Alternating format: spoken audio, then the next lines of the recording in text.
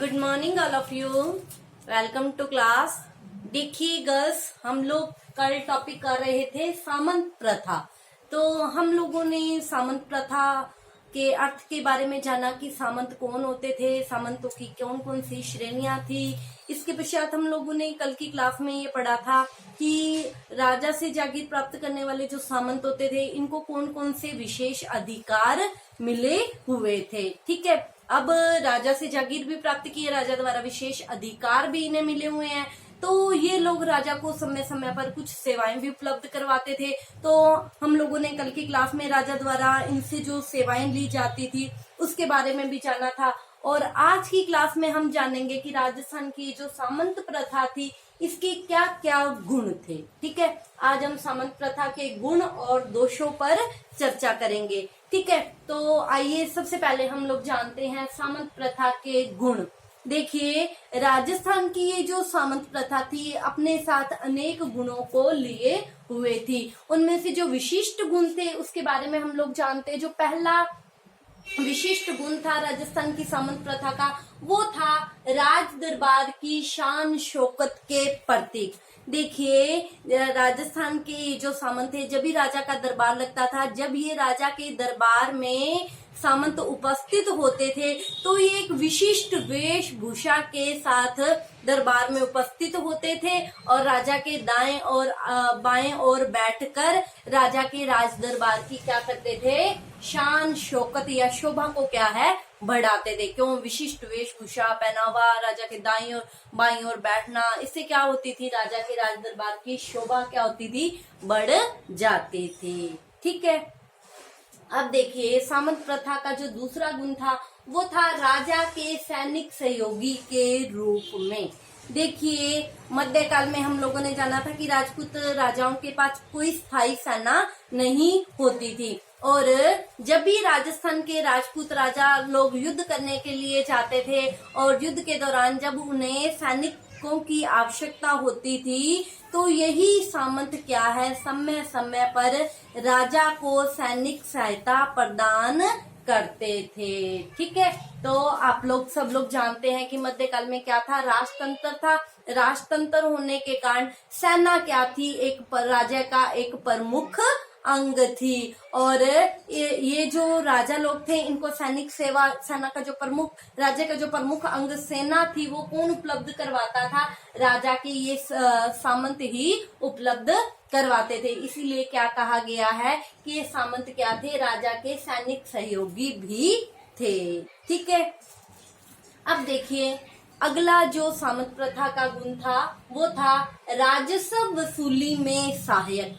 देखिए, राजस्थान के जो सामंत थे अपनी अपनी जागीर, जो राजा के द्वारा उन्हें जागीर मिली होती थी, अपनी अपनी जागीर से न केवल कृषि कार्य करवाते थे अपितु अपनी अपनी जागीर में राजस्व वसूली का कार्य भी करवाते थे। और जितनी इन सामंतों को आवश्यकता होती थी अपनी आवश्यकता का राजस्व तो ये क्या करते थे, अपने पास रख लेते थे और जो शेष राजस्व होता था वो राजकोष में जमा करवा देते थे। ठीक है, अतः मध्यकाल में राजपूत शासकों को इसी सामंत प्रथा के कारण किसी भी तरह की कोई परेशानी का सामना नहीं करना पड़ता था। ठीक है, तो ये हर तरह से राजा को क्या करते थे, सहायता या सहयोग उपलब्ध करवाते थे।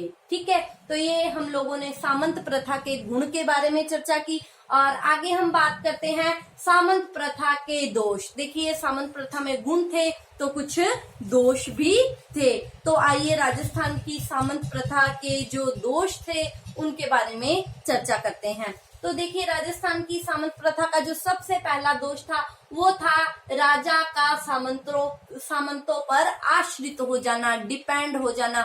देखिए, हम लोगों ने ये जाना कि मध्यकाल में राजपूत राजाओं के पास कोई स्थायी सेना नहीं होती थी और वो अपनी सैनिक सेवा के लिए अपने सामंतों पर निर्भर रहते थे। ठीक है, तो राजा लोग सैनिक सहायता के लिए जब अपने सामंतों पर निर्भर रहते थे, इनमें से देखो कुछ क्या होते थे, शक्तिशाली सैनिक सामंत होते थे, कुछ अहंकारी सामंत होते थे और ये अपने अहंकार में आकर भी राजा का हमारे बिना तो युद्ध लड़ना क्या है, संभव ही नहीं है। तो अपने अहंकार की वजह से राजा की क्या कर देते थे, अवहेलना करनी शुरू कर देते थे, जिससे क्या होता था, राजकीय कार्यों में बड़ी बाधाएं पैदा होती थी। ठीक है, अब देखिए सामंत प्रथा का जो दूसरा दोष था वो था सामाजिक असमानता में वृद्धि। देखिए हम लोगों ने जाना था कि राजस्थान के जो सामंत थे कई श्रेणियों में बटे हुए थे। ठीक है, कुछ बड़े सामंत थे, कुछ छोटे सामंत थे।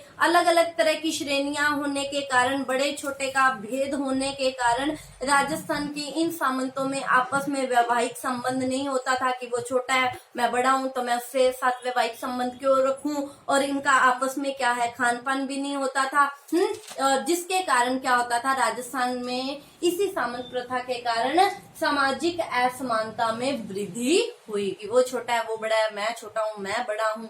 इससे क्या हुआ, समाज में असमानता में वृद्धि हुई। ठीक है, तो अब देखिए सामंत प्रथा का जो अगला दोष था, शिक्षा के विकास में ये लोग सामंत क्या थे, बाधक थे। देखो राजस्थान की सामंत प्रथा के कारण राजस्थान में शिक्षा का विकास क्या हो गया, अवरुद्ध हो गया। क्योंकि राजस्थान के सामंतों ने अपने अपने क्षेत्र में क्या है, शिक्षा का विकास होने ही नहीं दिया। क्यों, उनको लगा था कि अगर लोग शिक्षित हो गए तो उनमें क्या है, जागृति आ जाएगी, और लोगों में अगर जागृति आ जाएगी तो इन सामंतों के द्वारा जनता का जो शोषण किया जा रहा था वो क्या हो जाएगा, रुक जाएगा, और इन सामंतों का अपने पदों पर टिके रहना क्या हो जाएगा, मुश्किल हो जाएगा। इसीलिए इन सामंतों ने अपने अपने क्षेत्र में शिक्षा का विकास ही नहीं होने दिया। ठीक है, अब देखिए सामंत प्रथा का जो अगला दोष था वो था यातायात के साधनों को विकसित न होने देना। देखिए राजस्थान की सामंत प्रथा ने राजस्थान में आर्थिक प्रगति के मार्ग को भी अवरुद्ध किया। उन्होंने राजस्थान में यातायात के साधनों को विकसित ही नहीं होने दिया। क्यों, क्योंकि उनको लगता था कि अगर राजस्थान में यातायात के साधन विकसित हो गए तो एक जागीर में रहने वाले लोग दूसरे सामंत की जागीर में रहने वाले लोगों से क्या करेंगे, संपर्क स्थापित करेंगे, उनसे मिलेंगे, उनसे विचारों का आदान प्रदान होगा, जिससे जनता में कहीं जागृति ना आ जाए, और ये जागृति सामंतों के लिए क्या है, हानिकारक सिद्ध हो सकती थी। इसीलिए राजस्थान के सामंतों ने अपने यहाँ अपने अपने क्षेत्रों में यातायात के साधनों को विकसित नहीं होने दिया, जो हमारे राजस्थान के लिए क्या हुआ, हानिकारक सिद्ध हुआ।